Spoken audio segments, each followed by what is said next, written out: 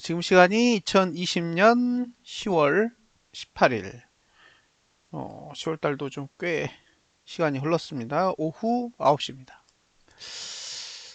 금요일 날 다우 지수가 쭉 올랐다가 막판에 좀 상승폭을 반환했어요. 예. 그래서 다우 지수는 110포인트인가요? 110포인트? 잠깐만요. 확인 좀 할게요. 112.11포인트 상승했고요. 다음에 나스닥은 42.31% 하락, S&P는 0.47포인트 상승. 그러니까 보통 나스닥하고 S&P는 상승이 없는 것 같고, 다우 지수는 상승은 했는데, 음, 선물은 거의 보합해서 끝났어요. 그러니까 어,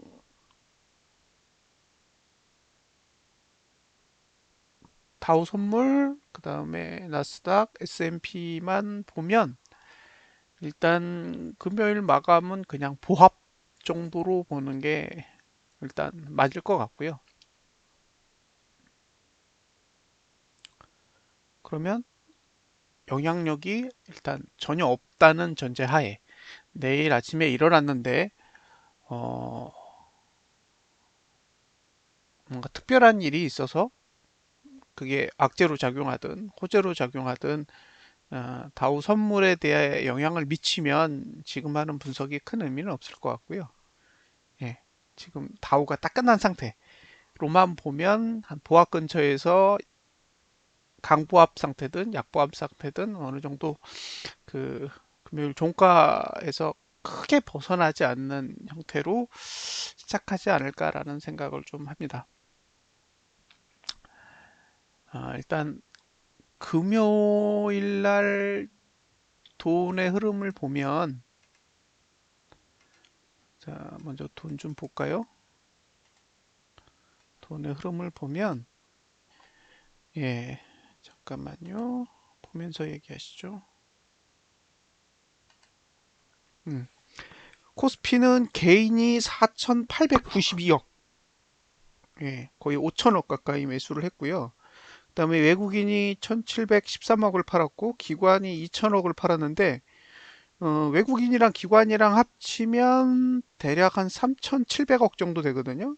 근데 개인 매수가 4,890억이니까 이게 안 맞아요. 예, 이게 안 맞는 이유가 최근에 상장한 빅히트, 예, 빅히트가 기타 법인에서 지금 던져대고 있어서 지금 요 화면에는 기타 법인의 거래 내역이 포함이 안 돼 있어서 예, 그 외국인의 매도와 기관의 매도를 합한 게 개인의 매수량과 차이가 생기게 됩니다. 어, 여기서 눈여겨볼 게 선물이에요, 선물. 선물이 외국인이 최대로 매도를 가지고 있었을 때가 한 8천억? 마이너스 8천억이었는데, 이틀, 그러니까 목요일, 수요일까지죠? 수요일까지 가지고 있던 선물 매수가 대략 한 4천억에서 5천억 정도 사이였는데, 전부 환매수를 했어요. 근데 이제 선물로 매도로 가지고 있던 단가가 312.5에서 313 정도 됐었거든요. 예. 그러니까 환매를 하기 위해서 그 가격보다 밑으로 내린 다음에 예. 어제가 아니라 금요일이니까 이틀 전이죠. 예. 저가에서 종가까지 쭉 합치면 대략 한 4천억 정도 샀어요. 선물을.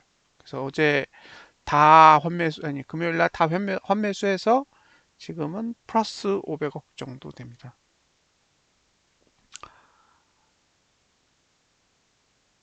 자, 콜 옵션은 마이너스 10이고, 풋 옵션은 플러스 17이니까 옵션만 보면 그냥 올라가는 거에 대한 큰 관심은 없는 거죠.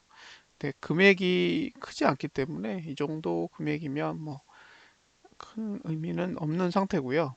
음, 지금 이제 가장 큰 건 선물을 다 환매수했다. 예, 그러니까 매도 포지션을 가지고 있었는데 9월 두 번째 목요일이니까 두 번째 금요일부터 예, 이번 주 목요일까지는 선물 매도 포지션을 유지했는데 지금은 선물 매도 포지션을 풀었다.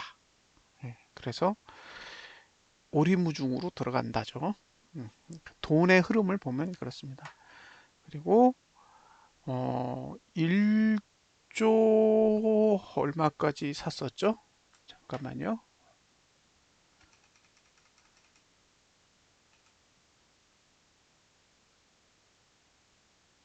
얼마까지 샀었는지 좀 볼게요. 1조 5,300억. 네. 개인이 1조 5천 1조 5,300억 원어치 매도를 했다가 1조 2천억을 사들여서 지금 이제 마이너스 3천억 남았어요. 거래일은 하나, 둘, 셋, 넷, 다섯, 여섯, 아홉, 9거래일 동안 이제 3천억 판 거예요. 3천억. 그래서 개인의 청산도 그렇게 빠르게 진행되는 것 같지는 않습니다.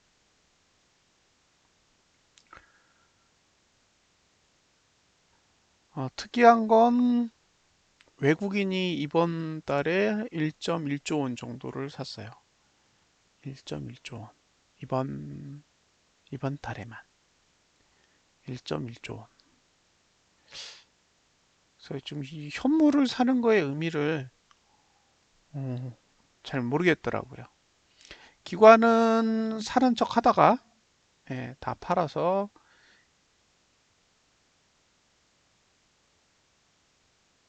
이제 매도로 완전히 돌아섰고요. 그러니까 이번 달 들어서 월 초에 지수를 올리기 위해서 외국인과 기관이 같이 매수를 하다가 예, 중간에 기관이 배신했죠. 기관이 배신하면서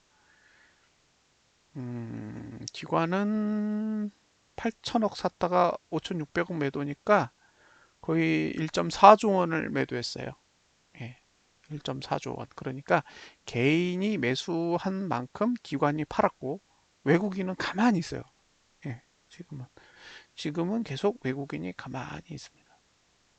선물도 없고 현물은 딱 1조 딱 산 그 수준에서 가만히 팔지도 않고 그렇다고 강하게 더 사지도 않고 가만히 있고요. 기관만 냅다 던지고 있어요.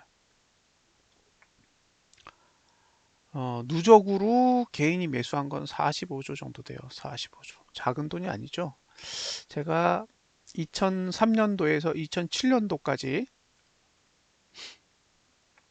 그 한 4년이죠? 예, 4년인가요? 2003년부터 시작했으니까 2003년, 4년, 5년, 6년, 7년, 네, 한 5년 좀 안 되는 시간이에요. 예, 5년 좀 안 되는 시간 동안에 그 외국인과 기관 그리고 개인의 거래 내역을 봤는데 실제로 바닥에서 1년 정도 상승할 때는 외국인이 미친 듯이 샀고요. 예, 외국인이 샀어요. 외국인이. 그리고 주로 물량을 판 거는 개인이에요. 그다음에 그렇게 고점에 딱 올라간 다음에 횡보하거든요. 계속 올라가려면 횡보했다 올라가는데 그 횡보하는 기간 동안은 외국인은 거의 팔지 않고 그냥 들고만 있어요. 그러고 나서 또 올라갈 때 또 사죠. 그다음에 이제 올라갔다 싶으면 이제 그 다음에 올라갈 때는 계속 팔아요. 그래서 마지막 1년 동안에 판 게 꽤 되더라고요. 지금 흐름과 비교를 해보면 이게 전혀 안 맞는 거예요. 지금은 올라가고 있는데 45조 원을 개인이 사고, 그때는 그 올릴 때도 기관이 올린 상황도 있었어요. 예, 기관이 외국인이 막 파니까 외국인이 파는 걸 기관이 다 받아버려요. 다 받아버려서 이제 끌어올렸다가 그러고 나서 이제 외국인이 막 던질 때도 그 던지는 걸 개인이 다 못 받으니까 그걸 기관이 어느 정도는 이게 받아주는 그런 형태의 흐름이 있었단 말이에요. 지금은 뭐 얄짤없이 그냥 개인에게만 계속 몰아주고 있는 상황이에요. 전체적으로 다. 그러니까 그런 부분들은 감안을 하시고 보셨으면 좋겠어요. 이게 상승으로 계속 유지를 하면 어쨌든 추세가 지금 아직은 살아있는 상태니까 큰 위험이 없을 수도 있겠지만 이게 만약에 상승 추세를 죽이는 형태로 돌아서면 금전적으로 막아야 될 이유가 기관과 외국인에는 전혀 그런 역할을 해야 될 이유가 없어요. 그게 문제인 거예요. 그러니까 오를 때는 어차피 올라가니까 큰 문제가 없지만 한번 내리기 시작하면 외국인도 방어해야 될 이유가 없고 기관도 방어해야 될 이유가 없어요. 예, 더 던질 거라는 거죠. 지금 외국인이 한 26조 정도 되고 기관이 한 21조 정도 될 텐데 이 상태에서 더 던질 거란 말이에요. 하락장이 오면. 그러면 과연 이건 얼마까지 가려고 이러는 건지 이게 사실 가늠이 안 됩니다. 자, 이제 차트로 넘어가서 코스피를 좀 보겠습니다.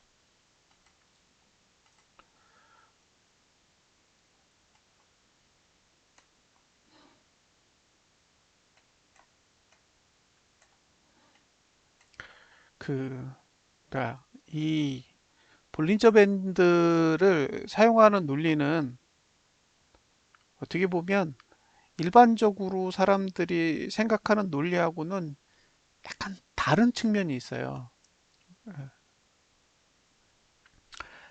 자, 그냥 차트라는 걸 보면 올라가고 내려가고만 있잖아요.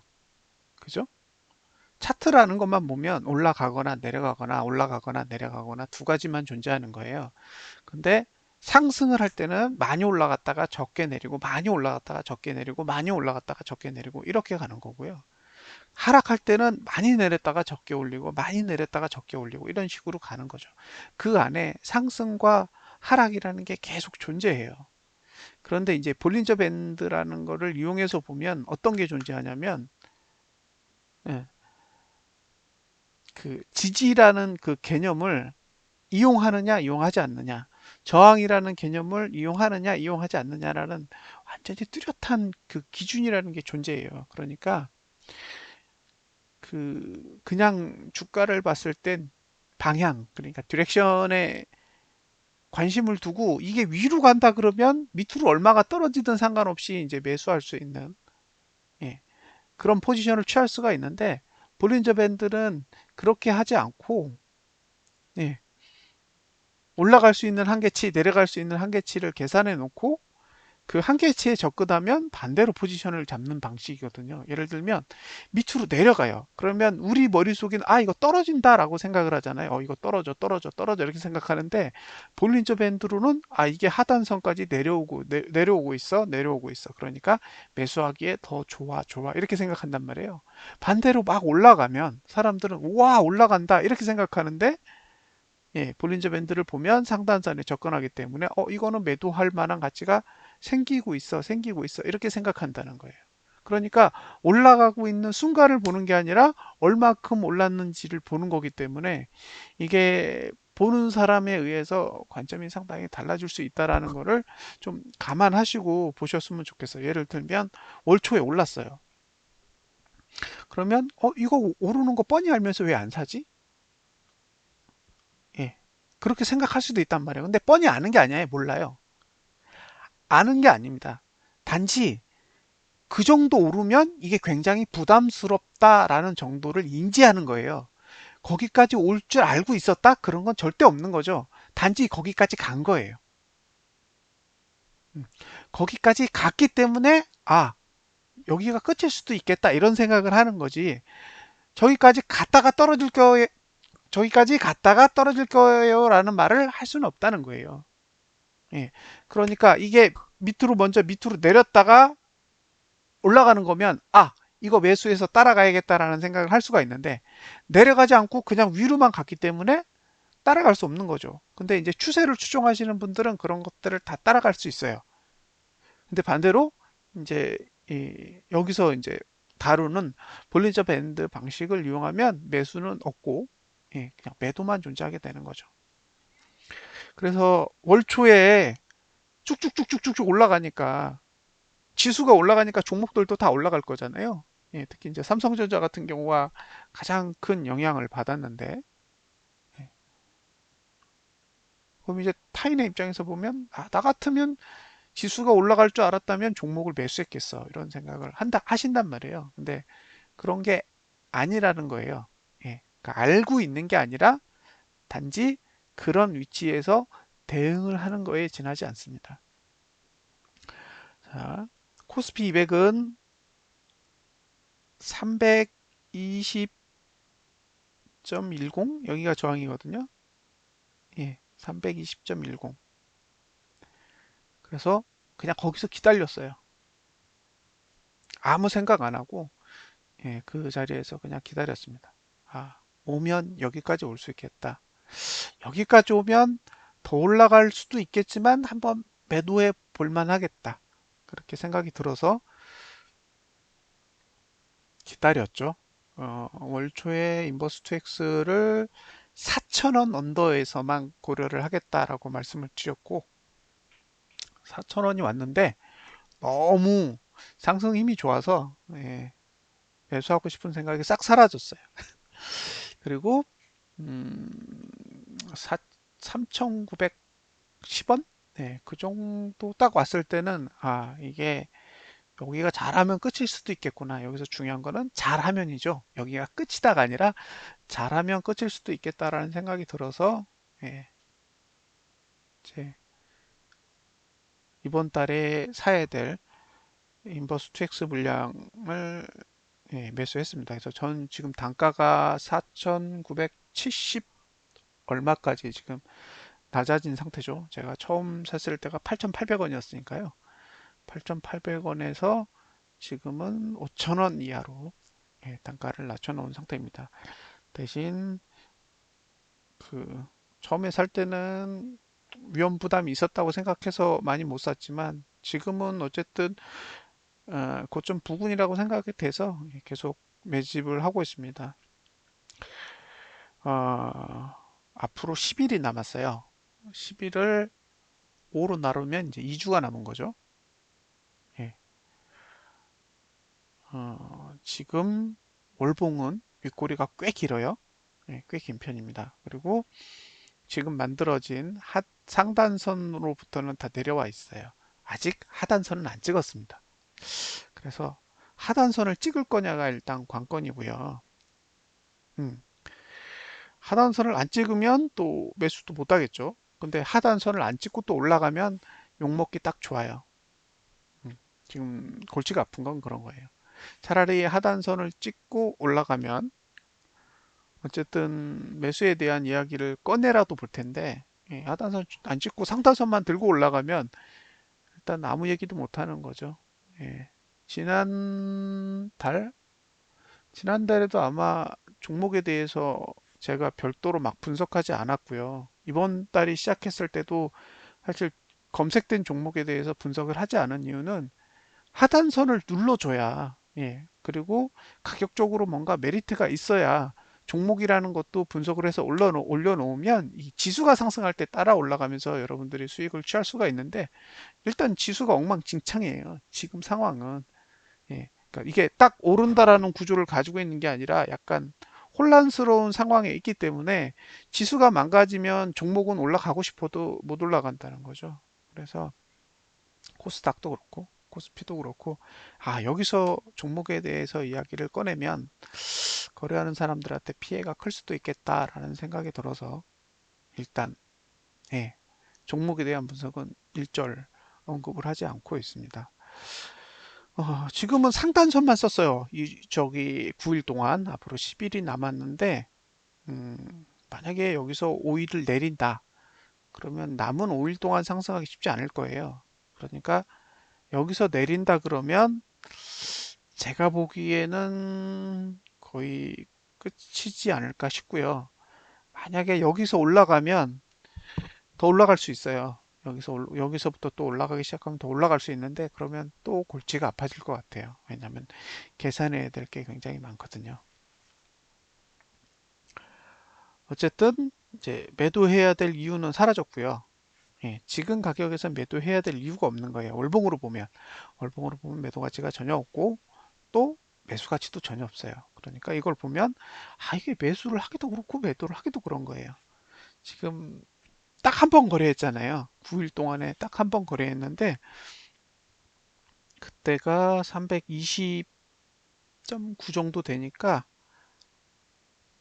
320.9 기준으로 보면 9포? 예, 9포인트 정도니까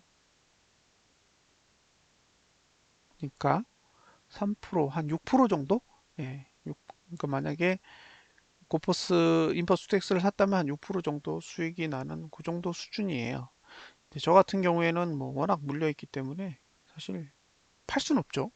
예, 이 시점에서 제가 고퍼스를 팔아야 될 이유는 전혀 없는 상태니까요. 일단 그냥 매집을 할 생각이고요.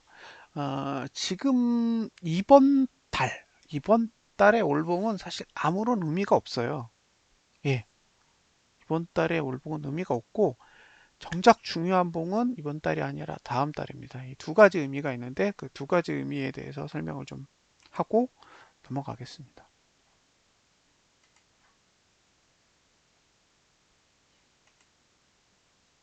이게 무슨 이슈가 있는 거냐?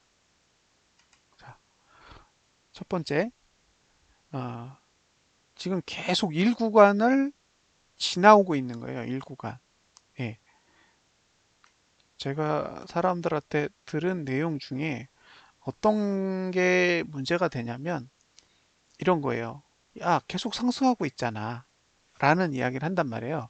근데 이 상승의 유효 기간이 없어요.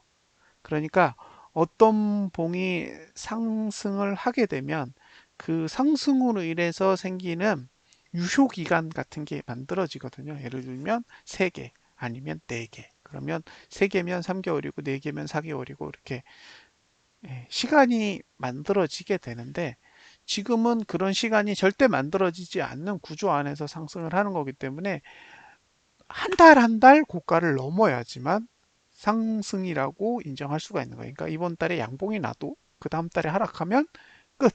그 다음에 두 달을 또 상승을 해도 그 다음 달에 하락하면 끝. 이런 식이에요. 그러니까 매월 매월 상승하고 있지만 그 상승의 힘이 그 다음 달, 그 다음 달까지 영향을 미치는 게 아니라 딱 그 달에 끝나는 거죠.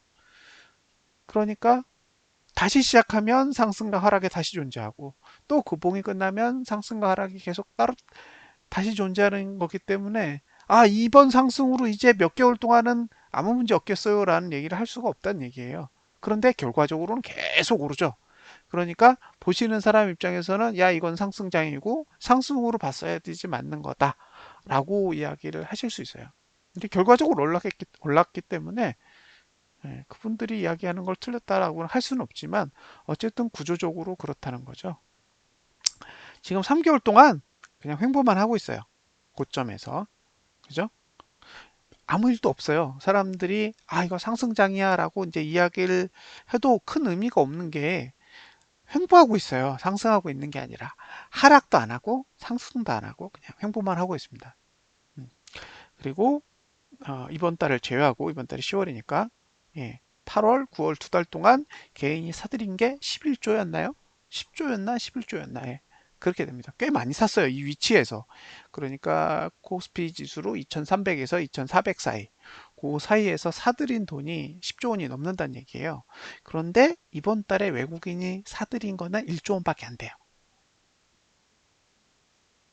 그죠? 그러니까 무슨 얘기냐? 2달 동안 10조 원 넘게 매수를 했는데 그 중에 외국인이 사들인 건 1조 원밖에 안 되고 기관은 매도하고 있죠. 그러면 털고 있는 게 아니잖아요. 외국인이 개인의 주식을 털고 있는 게 아니에요. 그럼 여기서 올라가면 가장 덕보는 건 개인입니다. 쉽지 않겠죠? 고가 투자 신뢰도는 내려갔어요. 이미 지난달에. 예, 이번 달에는 전고점을 넘든 안 넘든 오를 일 없습니다. 그런데 문제는 뭐냐면 고가 투자 신뢰도가 내려가고, 만약에 다음 달도 내려가게 된다 그러면 수치가 꽤 밑에까지 내려가게 되거든요. 그러면 이게 영향이 있어요. 위치 때문에. 예. 다음에 이번 달의 저가 매트릭스는 0이에요. 0. 0이기 때문에 사실 전봉의 저가를 깬다고 해도 큰 의미는 없어요. 뭐가 중요하냐? 예, 그 다음 달이 중요합니다. 그 다음 달에 저가 매트릭스가 요게 1이기 때문에 만약에 이번 달의 저가를 다음 달에 깨면 저가 투자 심리도가 내려가는 거죠. 자, 여기서 여러분들이 고민해야 될 게 있어요. 이게 봉을 계산하는 방식이거든요. 자, 여러분들이 저가를 지키고 싶어요. 그럼 어떻게 하실 거예요? 네? 여러분들이 저가를 지키고 싶으시다면 어떻게 하겠습니까? 예, 저라면 아래 꼬리를 이렇게 달고 종가를 멀리, 예, 이런 식으로 만들겠어요. 이걸 양봉이라고 해봅시다. 예, 필요한 건 아래 꼬리를 달아도 되고 안 달아도 되고, 그리고 종가는 저가로부터 멀리. 자, 두 번째, 이 저가를 그리는 시점이 언제일까요? 저 같으면 월초에 그립니다.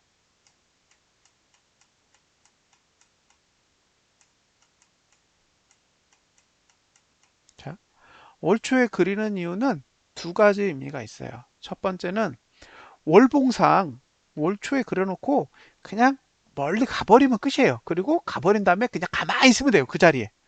그 자리에 가만히 있는 거예요. 왜? 월초에 이미 낮은 저가를 만들어 놨기 때문에 그냥 월말로 갈수록 그것만 그냥 지키는 거예요. 멀어진 상태를 그냥 지켜주면 오케이. 끝.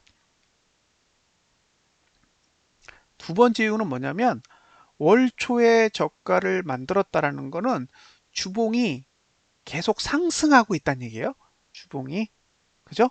주봉이 계속 상승하고 있다라는 말이 돼요. 자, 월봉을 구성하려면 주봉이 한 4개에서 4.5개 정도 필요하거든요. 그러니까 4개의 주봉을 그리는데 첫 번째 주나 두 번째 주에 저가가 있어서 그 저가를 지키는 봉들이 그 다음에 나오고 있다라는 거죠. 그런데 만약에 하락하고 싶어요. 하락을 원해. 그러면 어떻게 할까요? 맨 나중에 저가를 그립니다. 맨 마지막에 저가를 그려요. 왜? 올라갈 시간 안 주려고. 올라갈 시간을 충분히 주지 않기 위해서 맨 마지막에 떨어뜨리죠. 그리고 맨 마지막에 음봉을 딱 그려놓으면 그 다음 봉에서 현재 봉의 저가를 깨기가 쉬워요. 어쨌든 지금은 먼저 올라갔고요. 올라간 걸 지키는 데는 실패했어요. 그리고 9일이라는 시간을 썼습니다. 만약에 지금이 25일 정도 됐다. 그러면 하락에 대한 이야기를 조금 더 긍정적으로 이야기할 텐데 아직 10일이 남았어요. 그러니까 아직 절반이 안 지났기 때문에 지금 바닥에 왔다고 해도 충분히 다시 올라갈 수 있어요.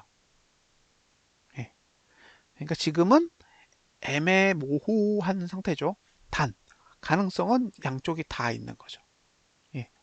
양쪽의 가능성이 충분히 다 있는 상황입니다. 그러니까 하락을 보는 사람의 입장에서도 충분히 하락할 수 있는 시간과 가격이 만들어져 있고, 예, 상승을 보는 사람의 입장에서도 아직은 상승할 수 있는 여력이 남아 있는 거죠. 그래서 월봉을 보면 일단 상단선으로부터 내려와 있기 때문에 매도해야 될 이유도 없고, 아직 하단선 안 찍었으니까 매수해야 될 이유도 없고, 예, 그리고 아직 열흘이라는 시간이 남았기 때문에 양쪽의 가능성은 모두 존재한다. 라고 보여지고요. 거래량이 너무 안 나와요. 그게 하락을 보는 사람의 입장에서는 가장 무서운 부분입니다. 거래량이 안 나온다는 거. 이건 거래량만 나오면 사실 317 못 넘는다고 봤거든요. 그러니까 만약에 올 초에 거래량 빵빵빵빵 터져줬다 그러면 아마 317에서 인버스텍스를 샀을 것 같아요. 근데 너무 안 나와요 지금. 그래서 아직은 매도 거래량이 너무 안 나온다. 예, 이게 좀 문제인 것 같아요. 자, 다음으로 볼 건 주봉이죠. 주봉을 보시면 장대 음봉으로 끝났어요. 장대 음봉으로 끝났는데 이렇게 끝날 거라고 사실 생각 못했죠. 예, 못했습니다. 네, 이번 주에도 그렇게 거래량이 많이 나온 건 아니에요.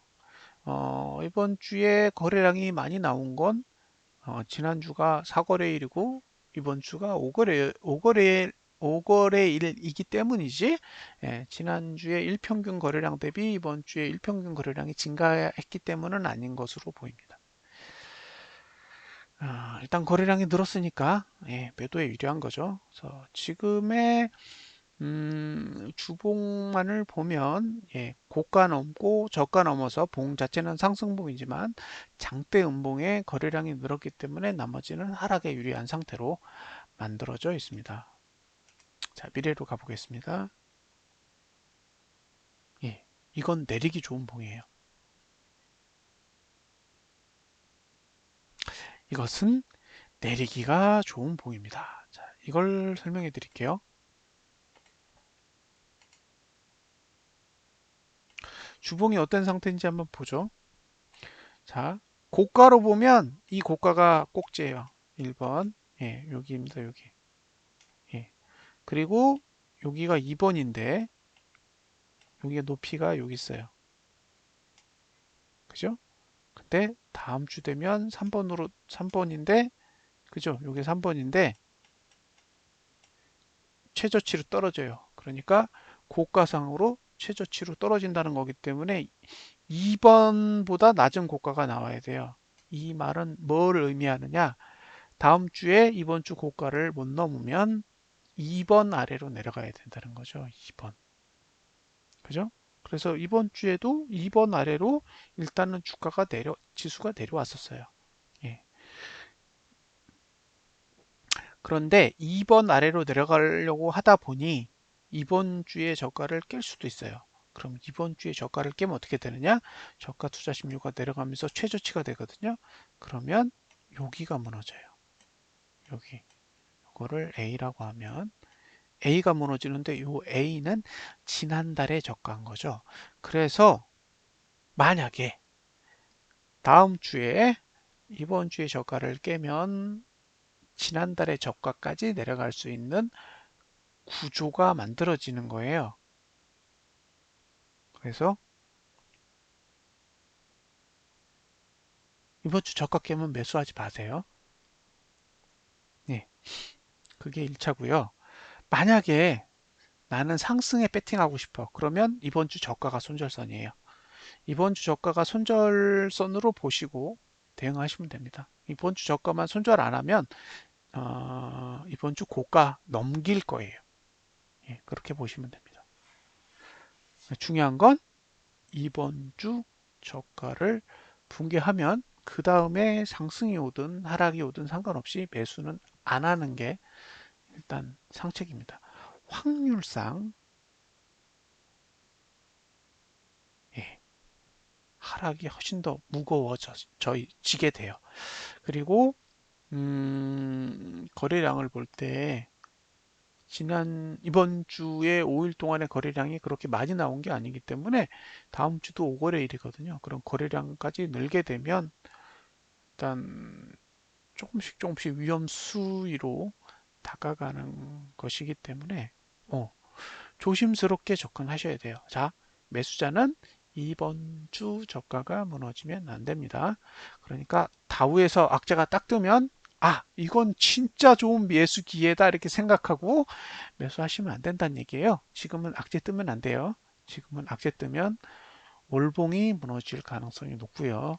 여기서 월봉이 무너지면 지금 한 5, 6개월 동안 올라온 이 상승의 흐름을 뒤집는 상황이 발생할 수도 있습니다. 뒤집어지면 어떻게 될까요? 개인만 45조 늘고 있죠. 예. 그리고 인버스 2X는 20% 정도 저평가돼 있어요. 자, 이런 생각을 해보시면 돼요. 지금 만약에 개인이 인버스 2X를 손절하게 되면 20%더 주고 손절하는 거예요. 그런데 외국인이 여기서 만약에 개인이 손절하는 걸 담잖아요. 그럼 어떻게 돼요? 20% 프리미엄이 붙어 있어요. 그냥 들고 있으면 돼요. 그러면 내려갈 때 20%가 붙어요. 자, 1년 동안 레버리지는 22%가 상승하는데 인버스 2X는 44%가 빠져요. 상상이 가세요? 똑같은 상품이에요. 자, 레버리지는 코덱스 200이랑 그 다음에 시총 상해주랑 선물이 합쳐진 상품이고요. 이게 구성 요소가 아마 그렇게 될 거예요. 그 다음에 인버스 2X는 선물이랑 그다음에 무슨 현금이랑 뭐 이렇게 합쳐져 있어요. 그러면 인버스 2X는 선물을 추종하고 그다음에 코덱스 레버리지는 코덱스 코스피 200을 추종해요. 그러면 코스피 200이랑 선물이랑 10%가 차이 난다는 거거든요. 베이시스가. 그런데 실제적으로 베이시스가 10% 차이 난 적이 없어요. 1년 안에. 그 얘기는 지금 인버스 2X만 죽어라 누르고 있어요. 누르고 있으니까 결국에는 개인들은 다 인버스 나중에 손절하겠죠. 예, 다 손절을 하는데 그 손절할 때 20%더 주고 20%를 깎인 상태에서 손절하는 거예요. 그러면 기관이 만약에 담는 순간이 오면 미친 듯이 담을 수 있죠. 왜? 20% 싼데요. 그래서 그런 부분을 좀 감안하시고 보세요. 지금 상태에서 올라가면 저는 여기까지 봐요. 여기 이게 지수가 얼마냐면 315. 그러니까 내일 별 이상이 없다라고 본다면 내일 삘삘거리다가 화요일 정도에 한 315까지 갔다가 내려오지 않을까 싶어요. 지금 상태의 구조에서 보면 그런 느낌이 듭니다. 그래서 혹시 하방을 보고 싶은 분은 315 아래에서 보셔야 되고요. 그 다음에 상방을 보시고 싶은 분은 311 정도. 예, 그 지수 아래에서 보시고 이번 주 저가 깨지만 잘못된 거구나, 실패한 거구나 라고 생각하시고 대응 전략을 짜셔야 될 것 같고, 일봉은 볼 거 없어요. 일봉은 그냥 시작하면 누르는 구조예요. 그러니까 딱 시작하면 살짝 올랐다가 일봉이 꾹 누를 거예요. 일봉이 꾹 누르면 310일까지 빠졌다가, 그죠? 여기서 반등할지 말지 결정하겠죠. 지지가 310일 정도 되지 않을까요? 예, 비슷해요. 예, 310일. 그러니까 매수자 머릿속에는 매수하고 싶으면 310일 언저리에서 한번 고민해 보셔야 된다. 그리고 이번 주에 저가가 깨지면 안 된다. 두 가지만 기억하시고요. 시간상으로 보면 수요일까지가 하락이고 그 다음에 고가는 금요일까지가 하락이에요. 그러니까 이게 무슨 뜻이냐? 금요일까지 고가는 계속 상승으로 끝나야 돼요. 올라가려면 월요일 날 양봉 만들고 화요일 날 월요일 고가 넘고 수요일 날 화요일 날 고가 넘고 목요일 날 수요일 날 고가 넘고 금요일 날 목요일 날 고가 넘고 이렇게 가야 상승의 흐름이 되고요. 그다음에 저가는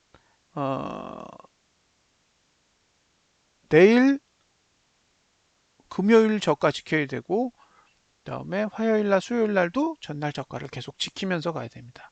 그런데 만약에 내일 딱 시작했는데 쭉 올라갔다가 음봉으로 쭉 내려오잖아요. 그럼 화요일 날 월요일 저가 깨면 금요일 날 저가가 같이 깨질 가능성이 높아요. 그래서 지금 상태에서는 올라가려면 양봉을 내야 되는 게 가장 기본적이고요. 양봉을 못 내면 무조건 갭상승이 와야 되는 구조예요. 자, 기관은 계속 현물 매도해요. 기관은 매도하고 있고 개인이 매수를 하고 있어요. 그래서 만약에 기관이 계속 매도를 한다 그러면 조금 부정적인 시각을 좀 갖고 보시고요. 지금은 선물이 방향이 틀어진 상태니까 외국인이 만약에 대량으로 현물 매수가 들어온다. 아니, 선물 매수가 들어온다. 그러면 상승에 조금 더 긍정적인 생각을 가질 수 있을 거예요. 지금까지 4월 이후에 외국인의 선물 매수는 상승의 신호였으니까. 그런데 월요일 날도 외국인이 선물 매도로 몇 천억을 매도하더라. 그러면 그냥 발 빼시고 관망해 보시는 게 중요할 것 같습니다. 어, 이제 바닥이 있고 고점이 있잖아요. 그러면 이게 1년이라는 시간을 두고 바닥을 보면 한 1600선이었나요? 그때가 바닥이고 지금은 2400 정도 와 있잖아요. 그러면 바닥 대비해서 제가 알기로 한 50% 가까이 올랐어요.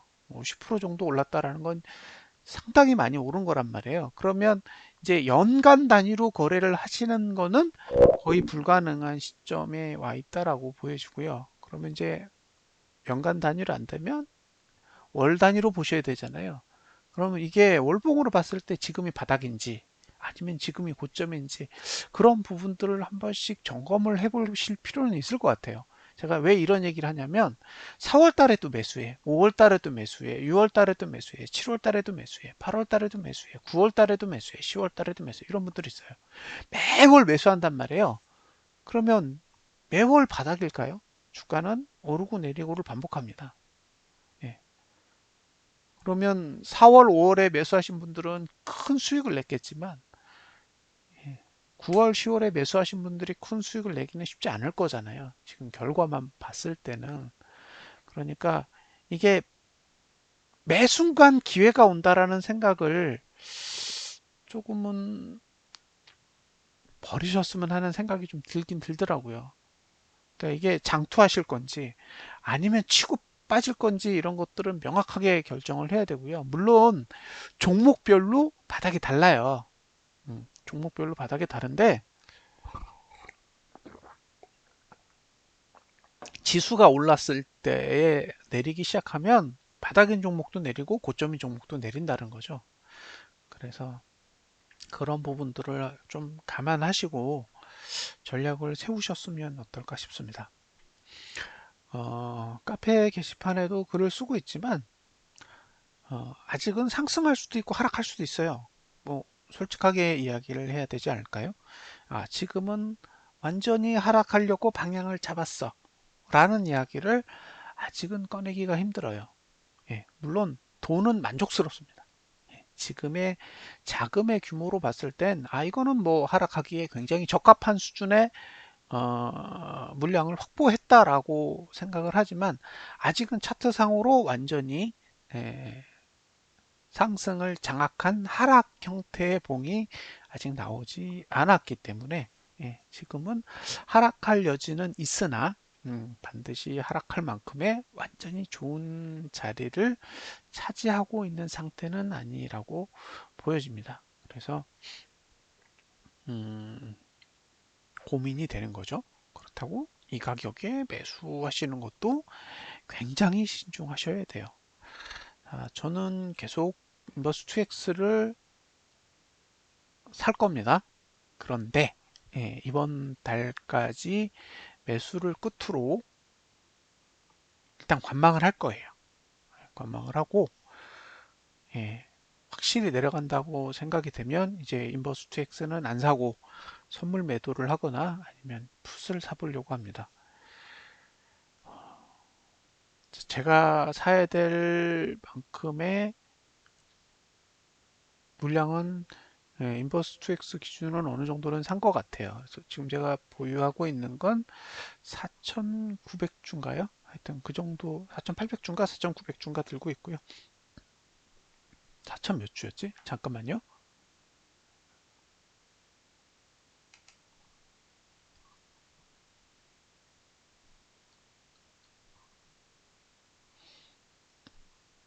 제가 들고 있는 게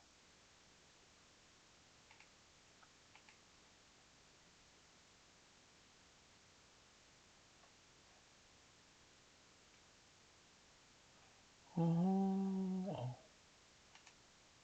잠깐만요. 코덱스 200 선물 인버스 2X. 네, 4730주. 예, 제가 들고 있는 주수는 4730주고요. 단가는 4976원입니다. 지금 이제 마이너스 16.92%예요. 전에 어떤 분이 이야기할 때 뭐 방향이 다르다고 생각하면 이제 손절을 하는 게 어떻겠냐라는 이야기도 하셨었는데, 그러니까 만약에 외국인이 대량으로 매수를 하고 개인이 손절을 미친 듯이 하는 상태에서 상승이 왔다면 어느 정도 물량을 덜어내는 방법도 생각을 했었을 것 같아요. 근데 지금은 그렇게 진행되어 온 게 아니기 때문에 일단 손절 전략은 사용하지 않고요. 홀딩 전략하고 필요에 따라서 추매 전략만 사용을 해볼 생각입니다. 자, 여기까지가 코스피에 대한 이야기고요. 여기 보면 이제 LG화학이 있거든요. LG화학 한번 보여드릴게요.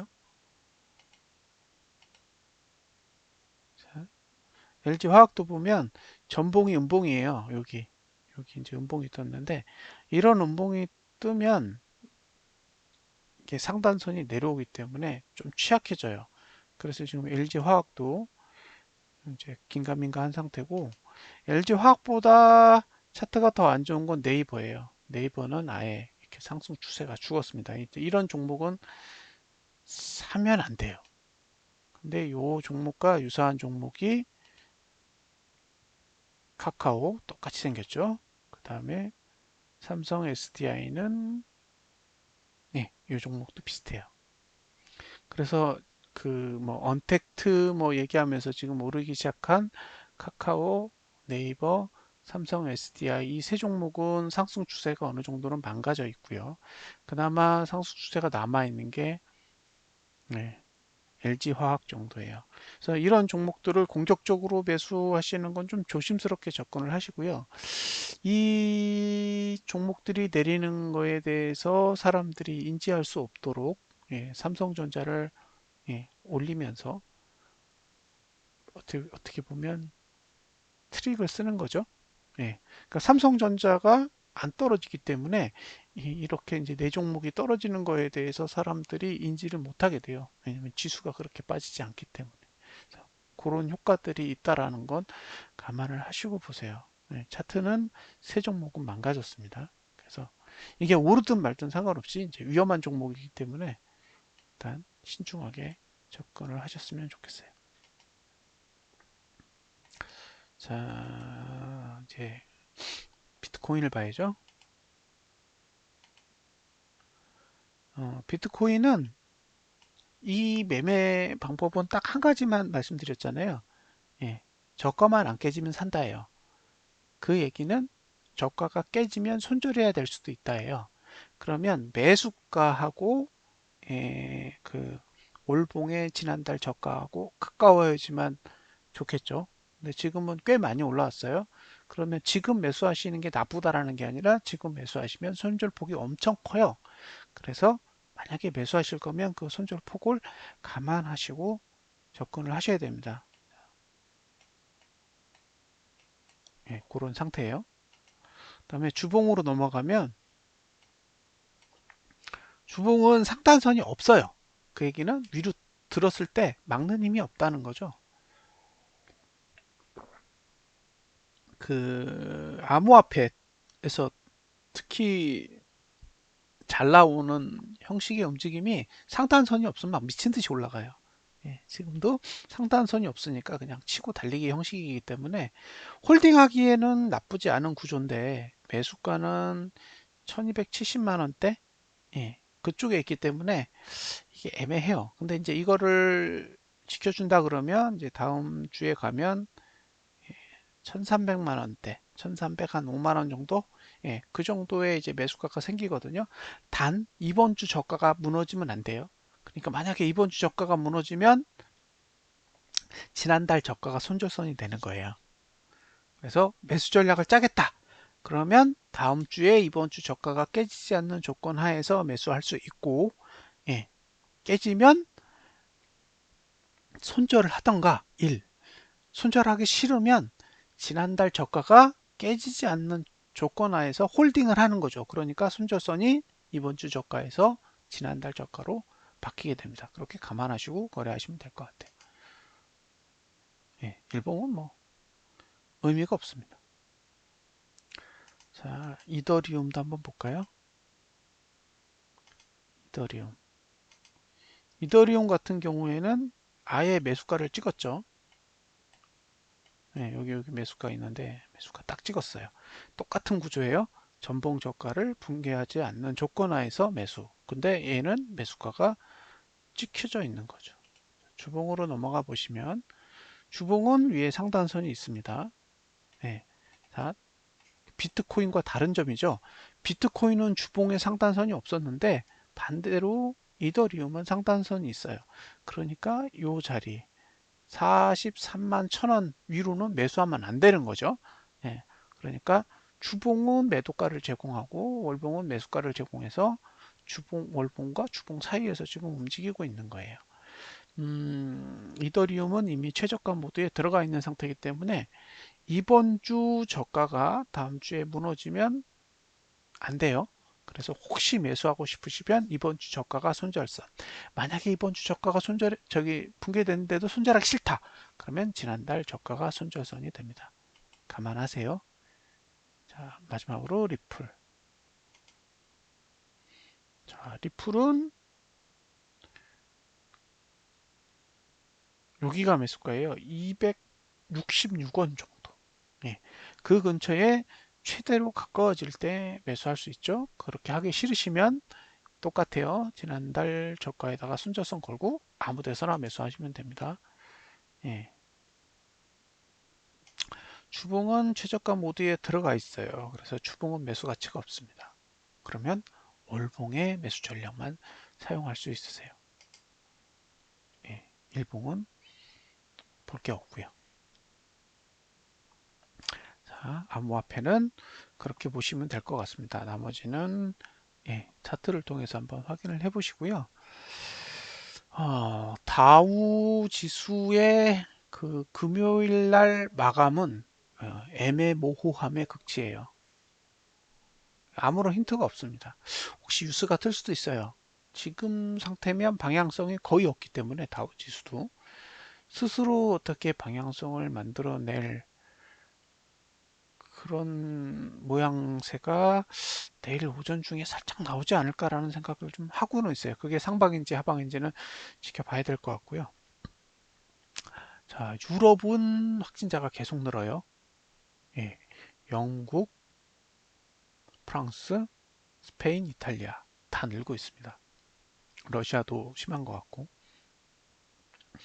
프랑스는 3만 명까지 갔던 것 같은데 굉장히 많이 늘고 있는 거예요. 스페인 인구가 4,600만이고 프랑스 인구가 한 6,600만 정도 되나요?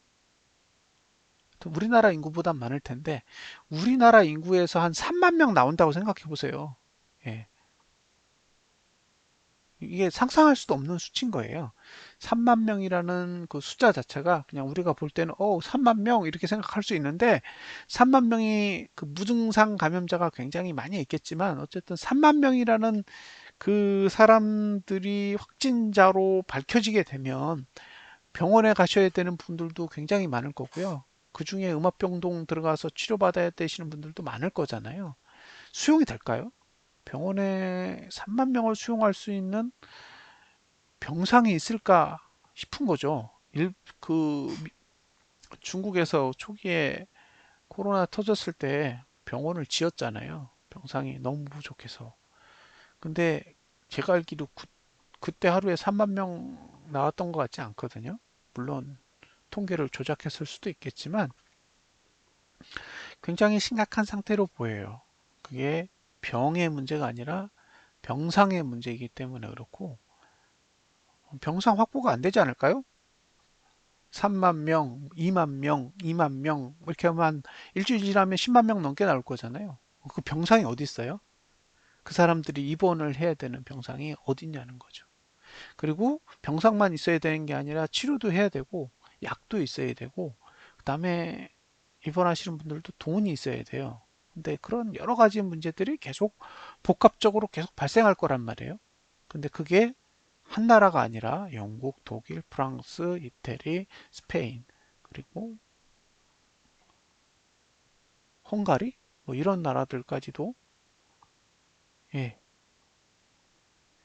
우후죽순으로 지금 그런 문제가 발생을 하고 있기 때문에 이제 증시는 제껴두고요. 과연 이 상황대로 시간이 흐르면 예, 올 말에 어떻게 될지가 상상이 안 돼요. 솔직히. 미국은 확진자가 800만 명이 넘었고요. 그다음에 그 검사 방식 바꿔가지고 그 검사해야 되는 대상의 범위를 줄였잖아요. 그래서 한동안 확진자가 엄청 줄었다가 다시 이제 6만 명 선으로 올라온 것 같던데 미국은 사실 백신이 필요 없지 않을까요? 저는 우리나라는 백신이 필요할 거라고 봐요. 왜냐하면 우리나라는 감염된 사람들이 통계적으로 적고 워낙 마스크도 잘 쓰고 다니기 때문에 백신만 좋은 게 나온다면 맞아야 되지 않을까 싶은 거예요. 인구는 많은데 감염자 수가 적으니까. 미국은 이미 50명 중에 한 명이 감염자고요. 이대로 시간이 조금 더 흐르면 그죠? 30명 중에 한 명이 감염자가 될 거예요. 그러면 뭐 거의 전 국민이 감염자 아닌가요? 30명 중에 한 명이 감염자라는 거는 어디 가든 감염자가 있다는 얘기고 그 감염자가 무증상인 경우에는 결국에는 다 번지게 만들 거라는 거죠. 그러면 백신이 필요한 게 아니라 그 나라는 치료제가 있어야 될 것 같아요. 백신은 뭔 의미가 있어요? 이미 다 퍼져 있는데. 어, 유튜브 방송 중에 그 카페 회원 중에 한 분이 소개시켜줘서 봤던 3프로라는 방송이 있어요. 그 3프로라는 방송에서 중앙대 무슨 병원 쪽에 그 계신 분이었던 것 같아요. 설대우님이셨나요? 그분이 렘데시비루 얘기할 때 그 설탕물이라고 그런 식으로 이야기를 하셨었는데 얼마 전에 렘데시비루 효과 없다고 예, 발표했죠. WHO가. 예, 그때 들었던 그 기억이 나요. 그러니까 지금 어쨌든 백신이나 치료제를 가지고 굉장히 많은 그런 일들이 벌어지고 있는데 실제로 그런 전문가들의 눈으로 보면 이게 사실 일어날 수 있는 일은 아닌 것 같아요. 예를 들면 백신 만드는데 최소가 4년, 어떤 건 15년 걸린대요. 예, 백신을 만드는 시간이. 그리고 백신을 만드는 것 자체는 초등학생도 만들 수 있다는 거예요. 백신을 만드는 게 중요한 게 아니라 백신을 가지고 검증을 해야 되는 거죠. 예. 그리고 백신을 만들었어요. 백신을 만들었는데 그럼 그 만든 백신을 사람한테 주입을 해야 되는데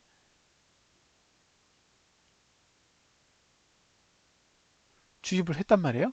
백신을. 그 다음에 그 사람한테 코로나를 감염시켜야 돼요. 음, 그 얘기가 제일 웃겼어요. 근데 치료제가 없는데 코로나를 감염시킨다?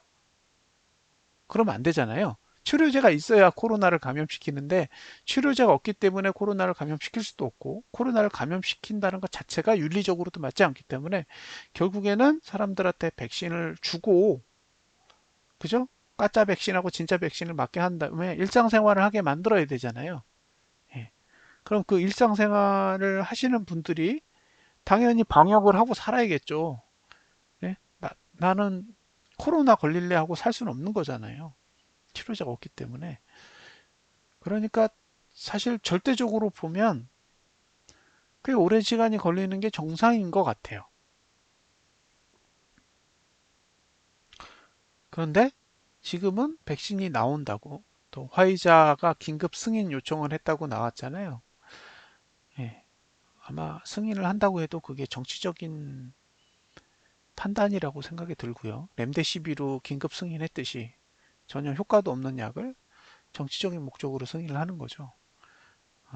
화이자의 백신도 그럴 가능성이 꽤 높아 보이고요. 아직 아무것도 검증된 게 없는 것 같아요. 왜냐하면 우리는 그거에 대한 통계를 본 적이 없어요. 어느 정도 모집단을 가지고 테스트를 한 건지, 그 중에 몇 명이 코로나에 걸렸고 몇 명이 안 걸렸는지, 부작용은 어땠는지, 이런 거에 대한 정보가 거의 없어요. 그 얘기는 거의 그냥 밀실에서 이루어지고 있다는 얘기죠. 근데 실제로 보면 이건 진짜 오래 걸릴 수밖에 없다라는 생각이 그냥 들어요. 예. 근데 그걸 지금 각국의 지도자들은 굉장히 쉽게 개발될 것처럼 이야기를 한다는 거죠. 우리나라에서도 예.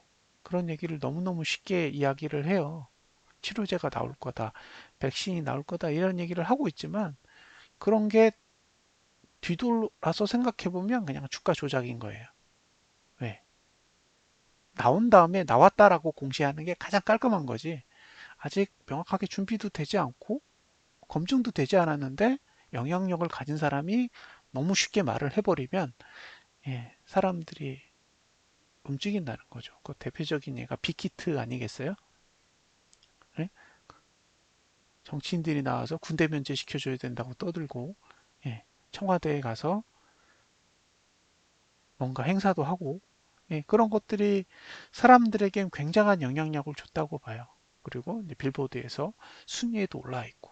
근데 정작 뚜껑을 딱 열었더니 개인만 사고 기관과 외국인은 싹 다 던지는 굉장히 어처구니 없는 일들이 벌어지는 거죠.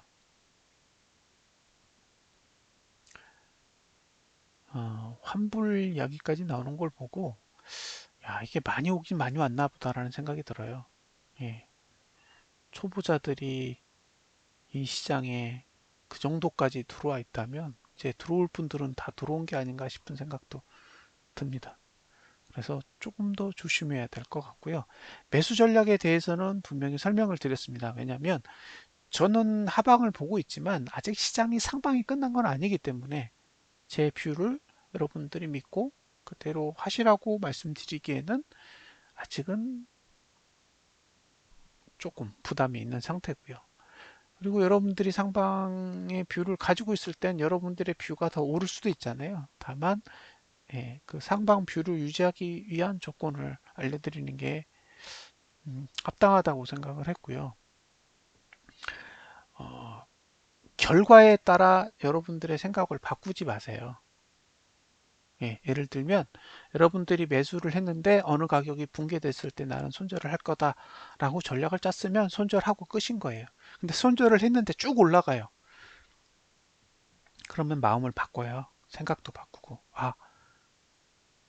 그럴 때 손절을 하면 안 되는 거구나 라고 전략을 바꾸셨는데 나중에 그 자리에서 손절을 안 했을 때 폭락을 하면 이도저도 아닌 상태가 됩니다. 그래서 규칙이라는 건 결과가 중요한 게 아니라 과정이 중요하다라고 믿기 때문에 만드는 거고요.